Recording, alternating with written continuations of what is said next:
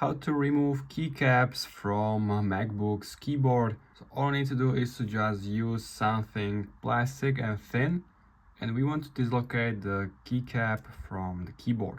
If you don't have anything like this, you can use your nails and place it underneath the keycap, but I'm gonna use this one. So go on the side. I like to move down and just push a little, don't break it, be very gentle. It's gonna pop, and this is how you can remove keycap on MacBook Air or MacBook Pro.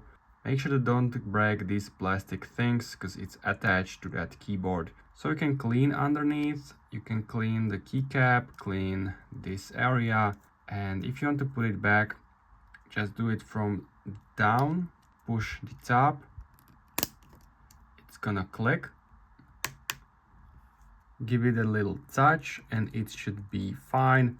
Now it feels normal like others. So that's how you can do it. If you have any questions, leave a comment, make sure to subscribe, and see you next time.